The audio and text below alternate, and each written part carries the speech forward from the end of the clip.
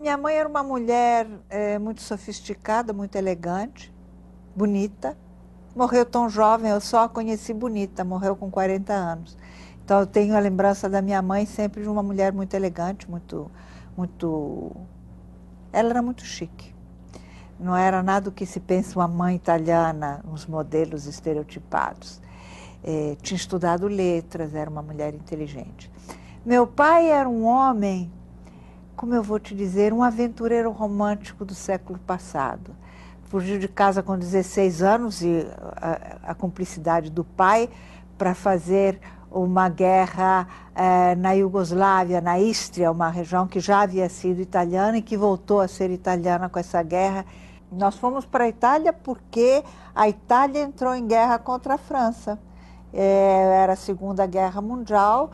A Itália entrou no conflito em 1939 e pouco depois, então, tornou-se perigoso ficar na África e nós regressamos, porque os ingleses estavam partindo para cima das possessões italianas na África. Os ingleses estavam partindo para cima de Trípoli. Eu me lembro que eu era muito pequena, mas eu me lembro do hidroavião em que nós saímos da África para a Itália. E na Itália, então, nós ficamos até o final da guerra. Meu pai saiu no primeiro navio que saiu da Itália para o Brasil e nós ainda ficamos 2 anos organizando os passaportes, as documentações estavam todas. Imagina, cada filho nascido numa cidade, cada documentação de um lugar, foi um pouco complicado. Meu pai tinha vivido aqui 1 ano. A tia do meu pai, irmã do meu avô, era uma grande cantora lírica. Uma grande cantora lírica, uma grande contralto. Foi a Carmen mais famosa da história da ópera.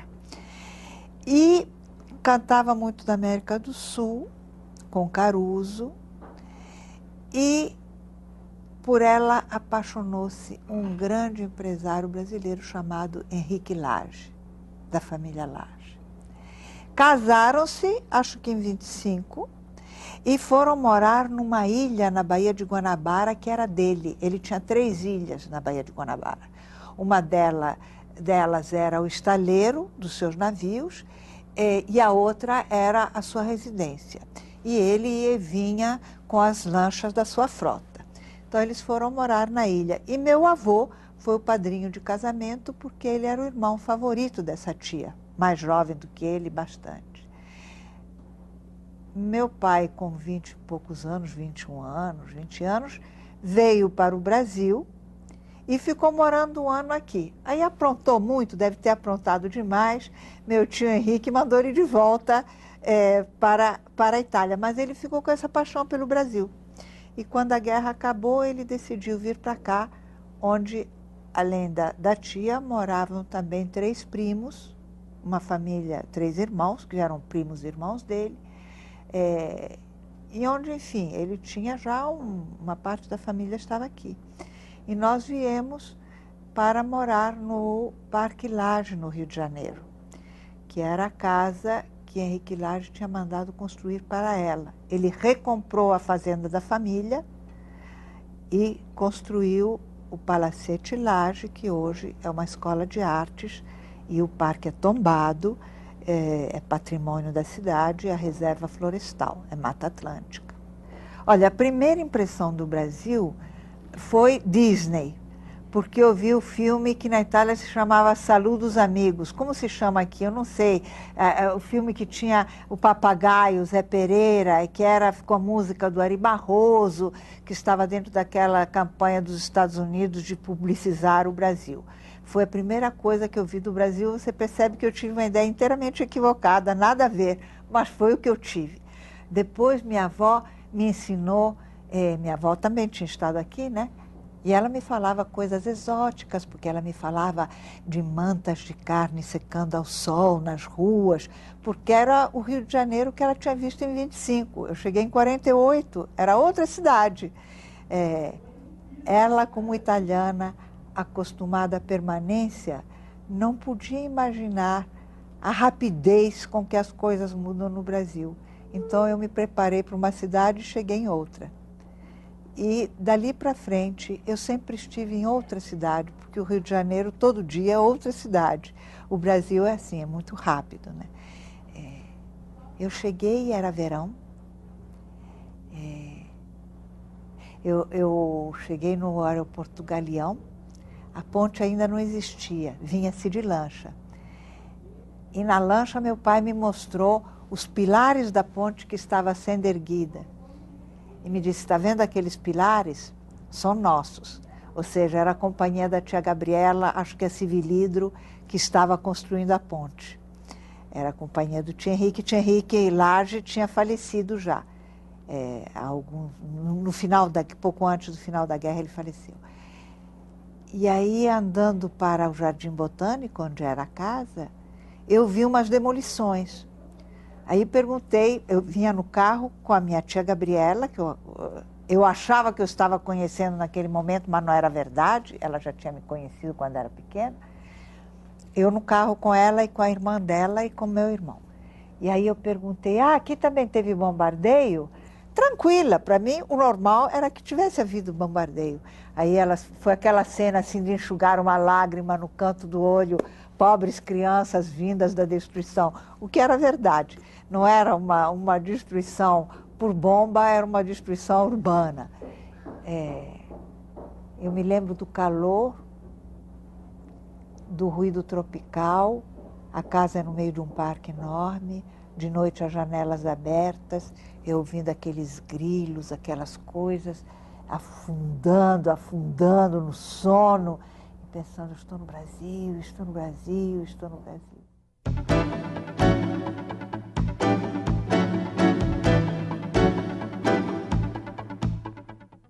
Eu pintava, eu já estudava pintura, eu queria ser pintora. Muito cedo eu decidi que queria ser pintora e estudei pintura, me formei em Belas Artes e depois fui ser jornalista. Não, ainda fiz especialização em gravura em metal e depois fui ser jornalista e hoje eu passei alguns anos pintando, depois parei, hoje em dia sou ilustradora dos meus livros. Meu pai nunca... Ele queria que eu fosse advogada porque achava bonita, eu não quis. Aí quando eu fui estudar arte para agradá-lo, eu escolhi professorado de desenho que dava um título de bacharel. É a última coisa de que eu preciso na vida, é um título de bacharel. Mas enfim, eu achei que assim ele ficaria mais contente um pouco. Acho que ficou. Caterina Baratelli.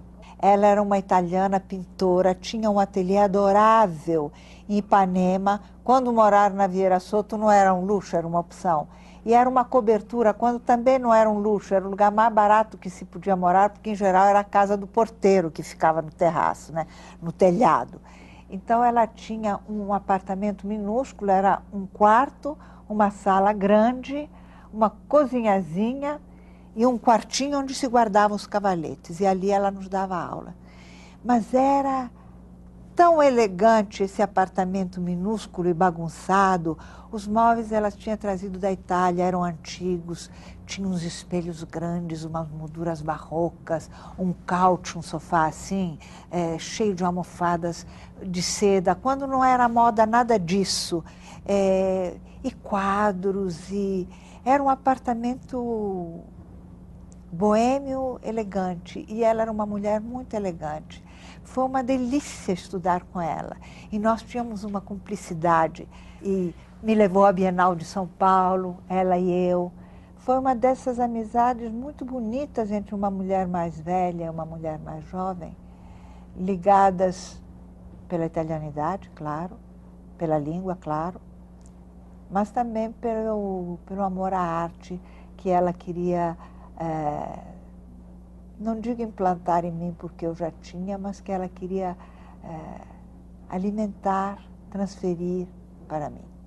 Eu sou uma pessoa de natureza muito independente, muito. Eu era garota, fiz tudo. Fui modelo, quem não foi, né? Fui modelo, naquela época eram os desfiles Matarazzo-Bussac, que era chiquérrimo e tal. Eu vim a primeira vez a Belo Horizonte para desfilar no Matarazzo-Bussac, no Automóvel Clube. chiquérrimo. Então, fui manequim, fui guia turístico, fui extra de televisão, dava aula de reforço para criança que ia mal no colégio, fiz tudo, porque eu queria ter meu dinheiro, não queria pedir dinheiro a meu pai. Eu sempre gostei de trabalhar e de ser dona do meu nariz. Então, para ser dona do meu nariz, eu precisava ganhar dinheiro. E como gravadora, era muito problemático, porque eu ainda teria um percurso muito grande pela frente para começar a ganhar algum dinheiro. E aí, dois amigos meus acharam que eu tinha talento para escrever. Parece que eles tinham razão, né? Acharam que eu tinha talento para escrever e resolveram me levar para o Jornal do Brasil, para o segundo caderno. Um deles, Ilenquer, era jornalista do segundo caderno, do caderno B do Jornal do Brasil.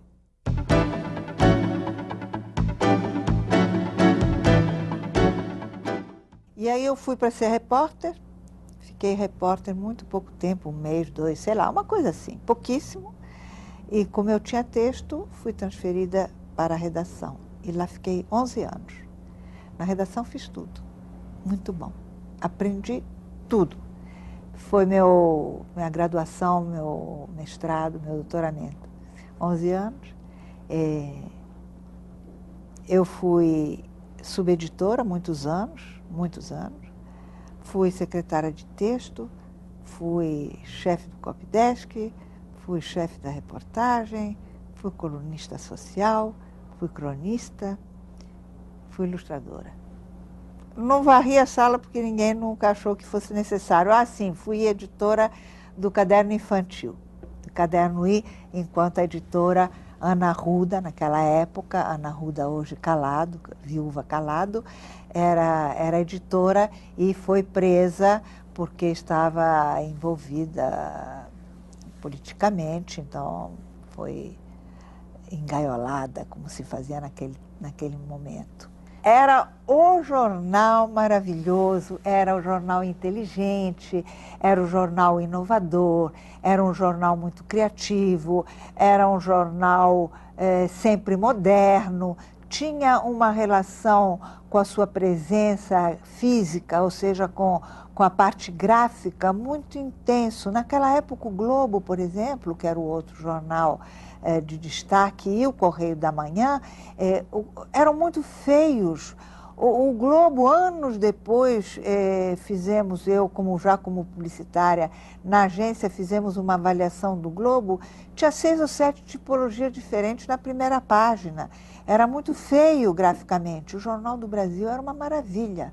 Usava o branco, não tinha medo de usar o branco, não achava que fosse espaço perdido, tinha uma paginação inovadora, vinha sobretudo o Caderno B, vinha de um grupo muito, muito criativo, Reinaldo Jardim, poeta,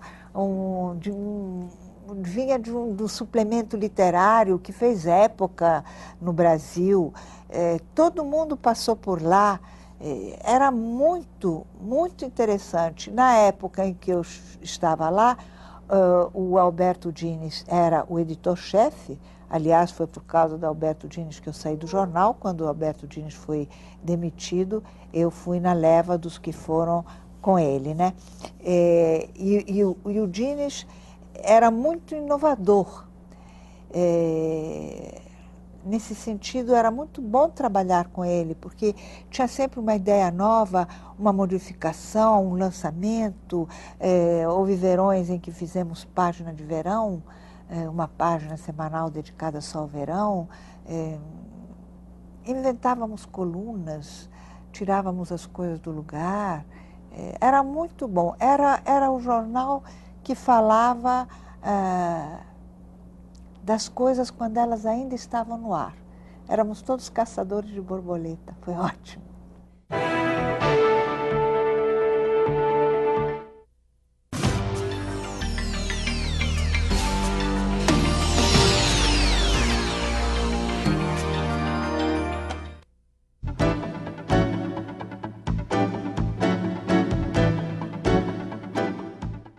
claro que houve uma mudança, né? A partir do dia em que entramos no jornal e tinha sacos de areia na entrada do jornal, antigo prédio Jornal do Brasil, e tinha Forças Armadas no térreo, e depois a Condessa Pereira Carneiro veio conversar com a gente na redação. Eu me lembro que eu até levei minha bereta, meu revólver. Eu tinha um revolvinho 22 que meu pai tinha me dado de presente. Me lembro que eu levei, entreguei a Carlos Lemos, a secretária do Carlos Lemos, que era secretário da redação, né, chefe da redação, porque era um momento de tensão. E depois disso a gente trabalhava vendo a censura dentro do aquário, era uma parede de vidro e a censura do outro lado. Muitas coisas mudaram. Porém, aí tínhamos um outro desafio, né? Como falar daquilo que não podia ser dito? Como introduzir o que não podia ser? Os espaços como tornar evidentes os espaços onde não entrava a matéria prevista porque a censura atirava ao último momento da programação editorial. Enfim, a própria prisão da Ana, que foi nesse período, aconteceu nesse período, eu me lembro que eu escrevi uma crônica que se chamava Por Entre as Amieiras, e começava assim, por entre as amieiras, olho ao longe. Essa sensação de você estar sitiada num castelo, né? Estávamos sitiados no nosso castelo, que era o Jornal do Brasil, e lançando as nossas setas para fora e falando metaforicamente o tempo inteiro.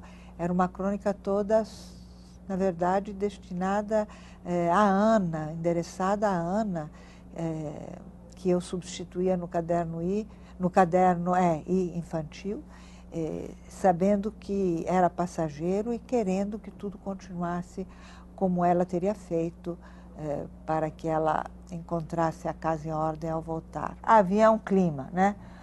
Um clima que começava com o fato da redação ser na Rio Branco, e as coisas aconteciam na Rio Branco. A famosa passeata, os meninos saindo da Candelária, passaram debaixo das janelas do Jornal do Brasil. A gente viu a pessoa cair ferida, atirada, a gente viu os cavalos partindo para cima dos meninos, quer dizer, os soldados a cavalo partindo para cima dos meninos. Aí veio a ordem de manter as janelas do jornal fechadas, não podia mais abrir a janela, o vidro era jateado, então de dentro não se podia mais ver. Então começamos a passar tiras de durex, colar tira de durex no vidro, que ele fica transparente outra vez, para fazer uma espécie de viseiras, para poder ver no andar de baixo. E havia também um clima, porque o Gabeira era o chefe da pesquisa, e o Gabeira, a gente sabe hoje, que era bastante envolvido. Naquela época, ele, obviamente, ainda não havia entrado na clandestinidade, e vinham pessoas, e havia um certo tititi, entendeu? Um clima, e havia listas que chegavam da censura, o que não se podia falar, e era uma luta surda para tentar driblar ao máximo essa pressão, entendeu? Não era um clima agradável de se trabalhar, pode crer.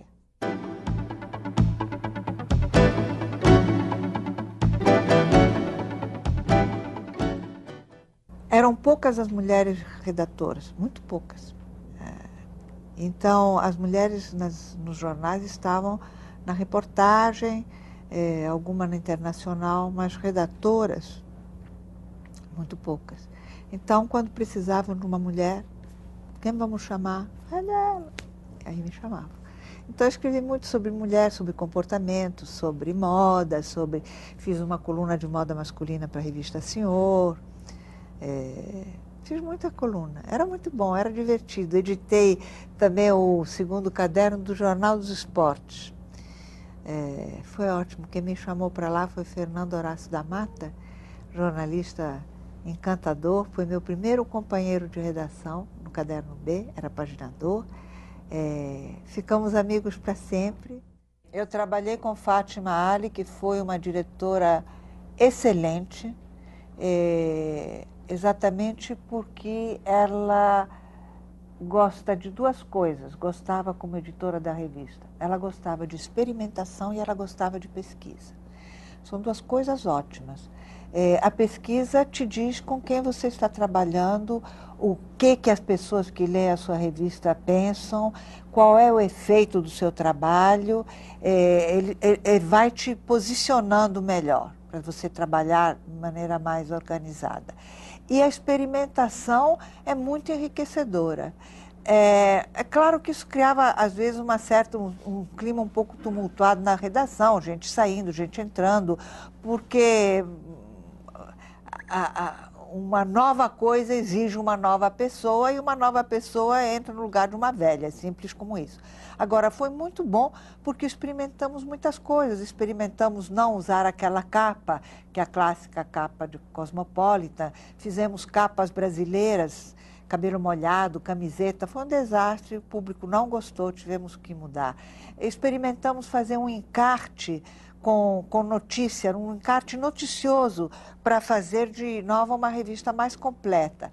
Descobrimos que era muito pouco lido, o índice de leitura era baixo, porque havia uma superposição de leitura com Veja. As leitoras já eram leitoras de Veja. Enfim, nós fomos tentando fazer coisas e buscando caminhos novos que nos diferenciavam muito da revista americana e que faziam de Nova uma revista muito interessante.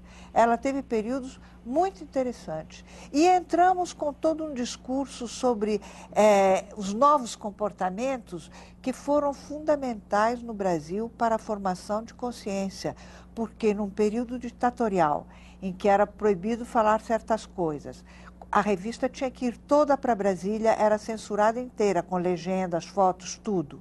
Muita coisa era cortada, porque sexo só conjugal, só papai e mamãe, enfim. Ainda assim, nós falávamos dos novos comportamentos e a revista, que era cara, de elite, como tudo que é caro de elite no Brasil, ela é consumida primeiro pelo seu consumidor-alvo e depois vai descendo. Madame compra, a empregada lê, a filha da empregada, a empregada da empregada, a lixeira, a catadora de papel, e vai descendo na escada econômica e todo mundo lê, e com isso nós ajudamos enormemente a fazer a consciência no Brasil, a consciência nas questões das mulheres, porque as mulheres brasileiras não tinham dinheiro para comprar livros, não tinham livros ainda para comprar sobre esses assuntos. Os livros não estavam escritos para a sua linguagem, uma linguagem acessível a ela, eram livros da faixa universitária, e os livros não circulavam. Mas as revistas circulam pelo país inteiro e são baratas, suficiente para grande penetração. E com isso nós prestamos um serviço muito importante, conhecimento do corpo, foi muito bom. Nova, começou naquele período, ela começou no início da década de 70, ela veio com outros modelos, ela não estava presa. Cláudia era a revista da mãe de família, do modelo tradicional. Hoje, quando vejo as chamadas de capa de Cláudia, mudou muito, Cláudia, só fala em sexo nas chamadas de capa. Naquela época eram filhos, como Salvei Meu Casamento, tinha a Carmen da Silva que realmente estourava com esses padrões, mas era um fenômeno dentro de uma revista muito tradicional. Ela era um caso à parte. As revistas femininas eram muito tradicionais e elas estavam presas ao seu público, que já era estabelecido. Como nós não tínhamos público, entramos para fazer um público, tínhamos mais liberdade. Outro dia comprei a Marie Claire, quase chorei. Marie Claire era uma revista muito inteligente, ganhou durante muitos anos seguidos, ganhou o prêmio máximo de femininas da Europa. Era um sonho de revista. Comprei, é um picadinho, roupinha, presente de R$30, presente de R$60, presente de R$70. É nada, é nada, é nada. Tem uma entrevista, umas materinhas de moda, não consegui ver nada inteligente na revista para ler. Eu digo Marie Claire como exemplo, porque Marie Claire era a mais inteligente, né? O resto todo é igual. Você vê as chamadas de capa, as roupas só existem para te fazer mais sexy. Todo dia inventam novas posições para atingir orgasmos inusitados, quando a gente sabe que não existem novas posições. há muito tempo não existem. A Kama Sutra liquidou com todas elas. Tudo está centrado no êxito erótico, na plenitude sexual. É pouco. A plenitude sexual é ótima, mas ela é um componente da vida. A vida é muito ampla. Existe o outro na vida, o outro sem ser o amante, o outro que é o seu vizinho, o outro que tem direito, o outro que passa fome, o outro que te assalta, o outro, existe o outro. Temos que falar do outro, temos que perguntar ao outro quem ele é. Existe um mundo, existem países. O que é essa coisa dessas revistas, dos livros de mulherzinha, que só falam de sexo, da incapacidade de conseguir a grande relação, o grande amor romântico, de como estamos sofrendo sendo tão felizes, de como devemos aumentar o nosso egoísmo e ao mesmo tempo nos abrir para o outro. Eu não aguento mais esse papo, não aguento mais esta conversa. Me parece um empobrecimento letal daquilo que construímos, das mulheres lindas, maravilhosas, inteligentes, lutadoras que estão aí fazendo o mundo e que certamente não compram as revistas das bancas, não compram os livros de mulherzinha, estão escrevendo teses, estão escrevendo os destinos do mundo com sangue, suor e lágrimas, não com papo de mulherzinha. Cansei do papo de mulherzinha.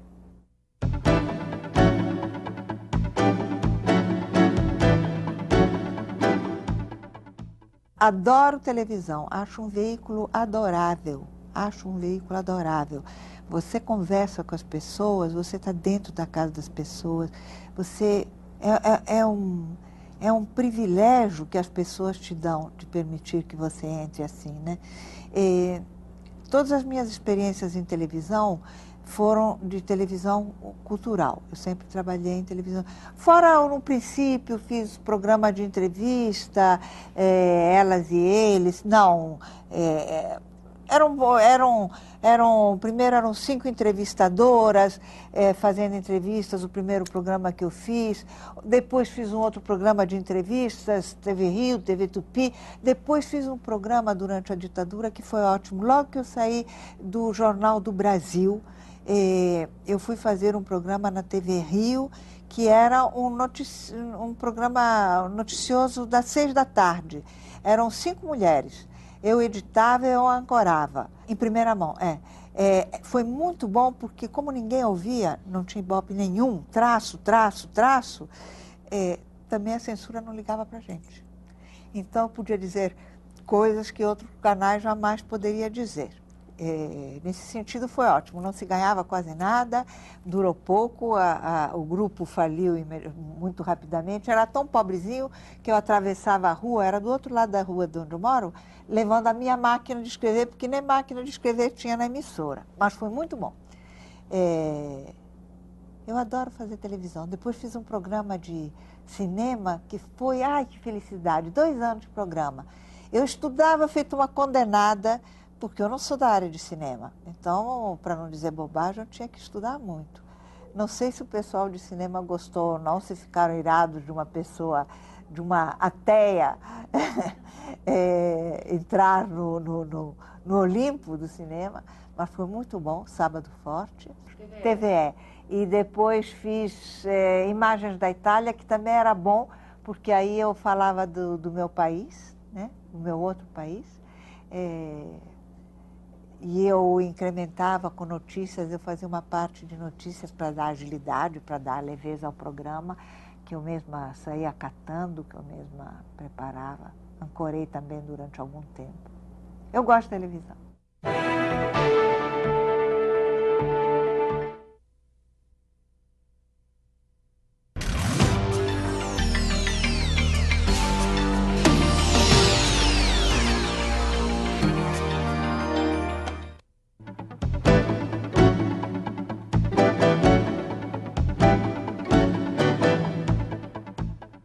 Eu sou uma profissional. Se eu esperar condições ótimas para escrever, eu não escrevo uma linha. Eu me imponho tarefas e aceito as tarefas que me impõem.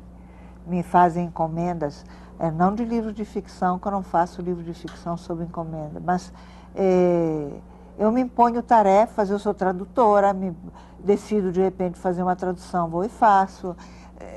Tranquilo não é uma palavra que se aplique, entendeu? Eu pensei que fosse ficar mais tranquila à medida que eu fosse avançando na profissão.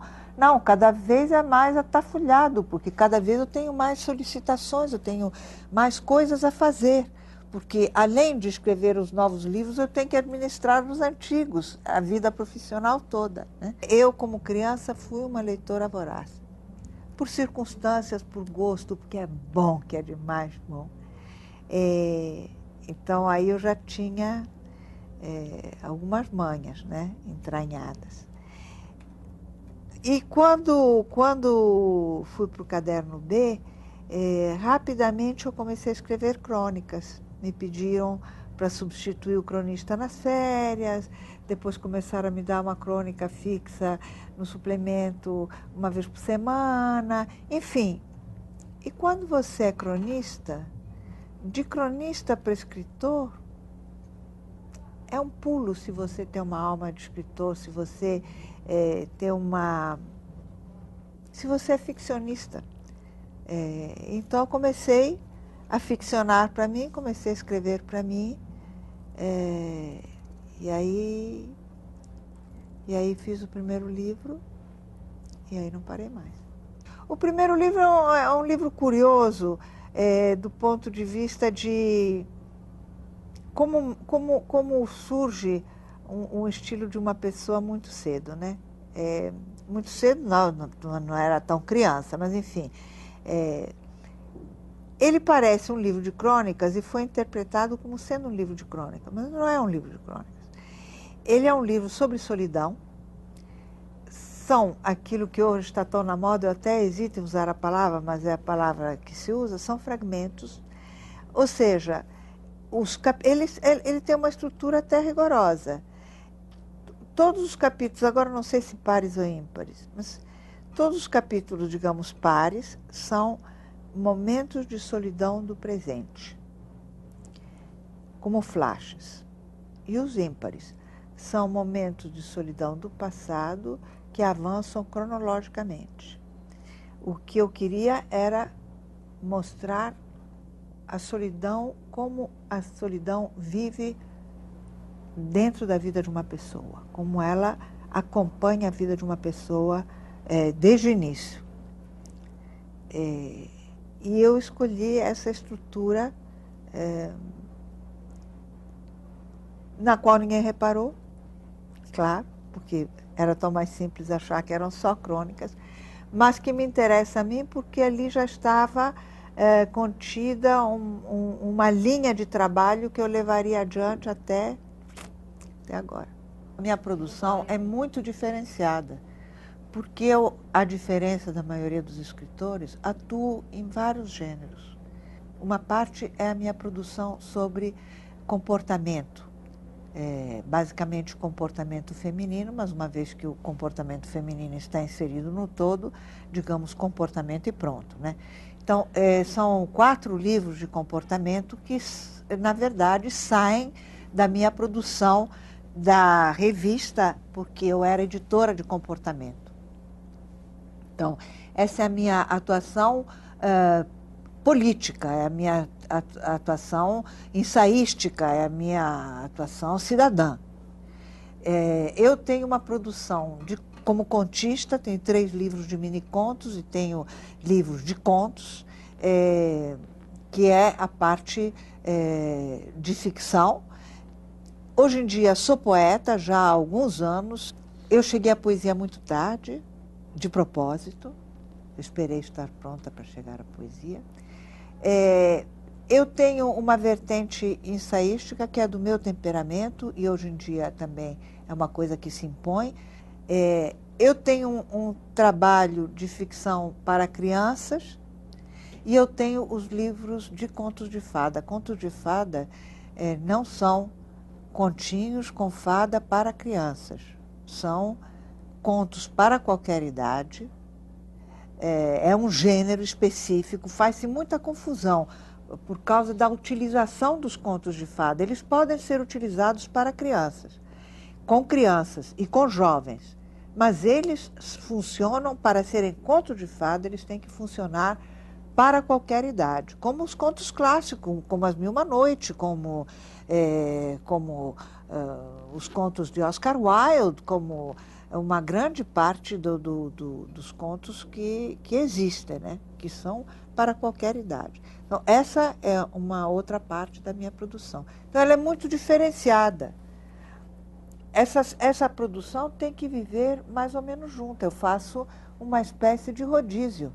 Eu brinco que eu sou uma churrascaria, eu trabalho rodízio, porque realmente, se eu estou muito tempo longe de uma das minhas vertentes, eu vou produzir para ela para manter uma presença mais ou menos constante. Agora, embora pareça tudo fragmentado, o que interessa a mim, o que eu estou fazendo, a visão que eu tenho do meu trabalho, é de uma coisa muito coesa, muito interligada. Eu estou fazendo uma coisa só. Eu estou utilizando vários instrumentos para tocar uma só música. O fato de eu tocar vários instrumentos é uma necessidade pessoal minha. Eu sinto necessidade de sons diferentes para compor aquilo que eu quero. E eu sou uma pessoa curiosa por natureza.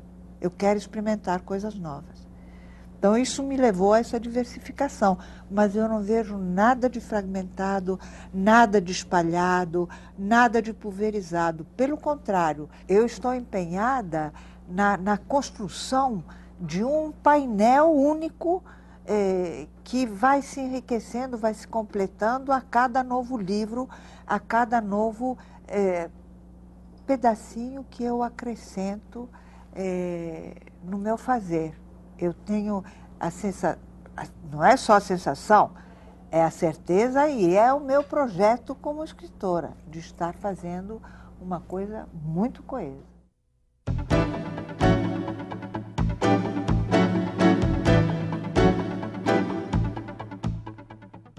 Eu não sou uma pessoa de movimentos, veja bem, eu não sou uma pessoa de atuação em grupo, eu não sou uma pessoa de bandeiras comuns. Eu funciono, atuo sozinha. Eu tenho uma profissão que é eu dentro do meu escritório, né?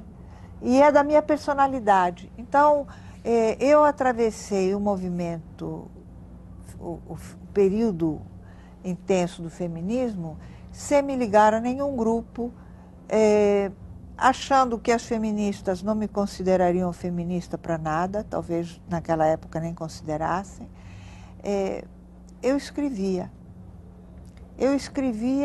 E eu colaborei, eu acho que em forma bastante intensa, para imprimir uma linha surpreendentemente feminista na revista Nova, que acabava de nascer e que se origina na Cosmopolitan, que nos Estados Unidos é uma revista eminentemente sexista, como voltou a ser, né?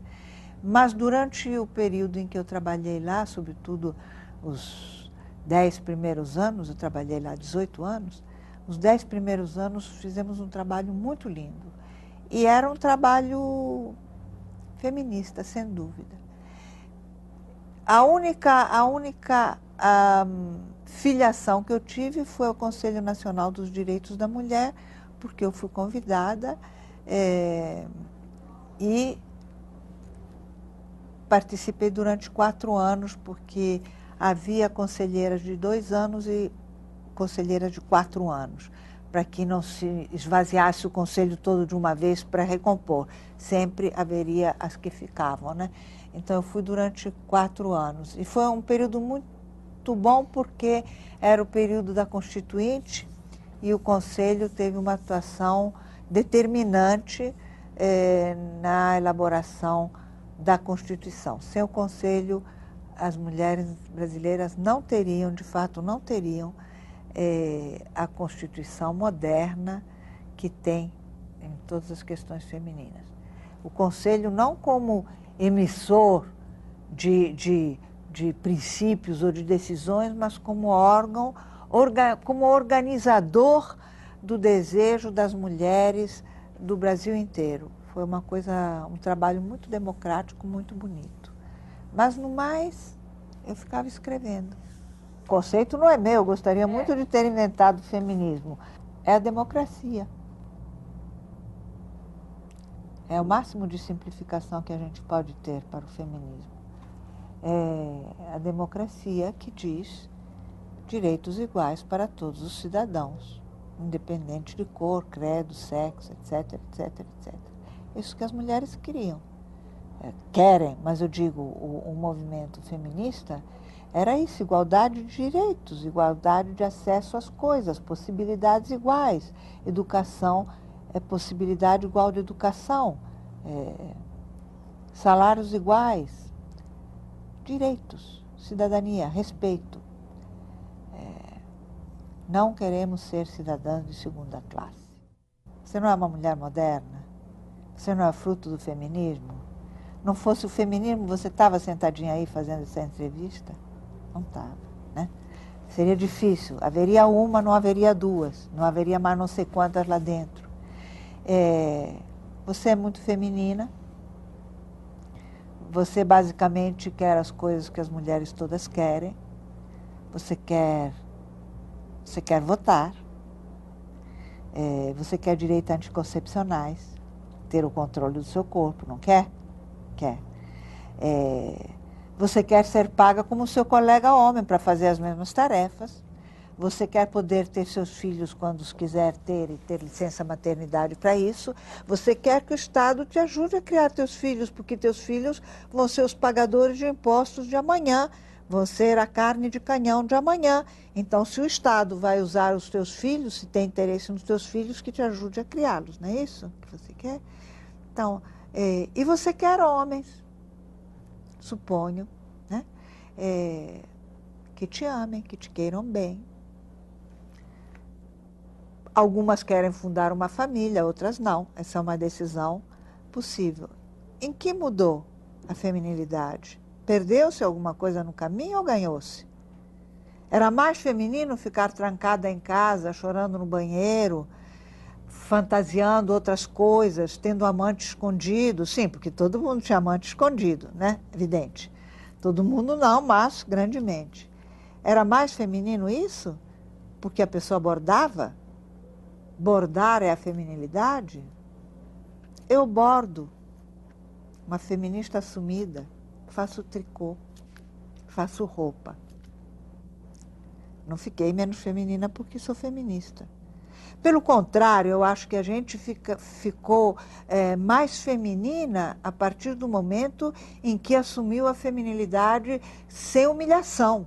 Porque a feminilidade vinha junto com uma carga de humilhação, de ser inferior, de ser burrinha, cala a boca, de não saber das coisas, de ser mantida às escuras. Um dia o marido chegava e estava arruinado, a esposa abria a porta da biblioteca, ele estava enforcado, como na crise do café. Ela nem sabia que negócios ele tinha. Ele não chegava para ela e dizia, estou arruinado. Isso era mais feminino? Ser obrigada a usar venda, mordaça, focinheira, era mais feminino isso?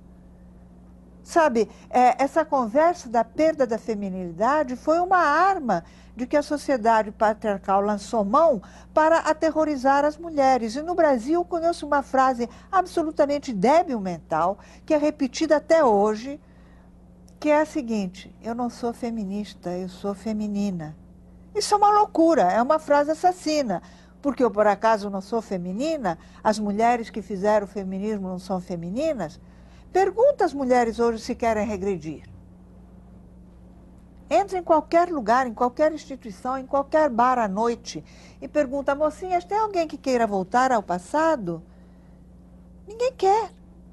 E falava-se tanto que as mulheres eram radicais, as feministas radicais. No Brasil nunca houve feminismo radical. Isso é uma cascata, isso é cópia de outros países. No Brasil nunca houve. E o feminismo atuou depois de uma ditadura e durante uma ditadura que pendurava as pessoas pelos pés, que matava as pessoas de tortura. E dizem que o feminismo era violento. Torturou alguém? Algum homem foi torturado? alguma mulher dissidente foi pendurada num pau de arara. É uma loucura dizer da agressividade do feminismo. No Brasil não houve essa agressividade. Agressiva era, para uma sociedade patriarcal, a ideia de que as mulheres tinham direitos iguais aos dos homens. Essa é a agressividade. A agressividade está na ideia.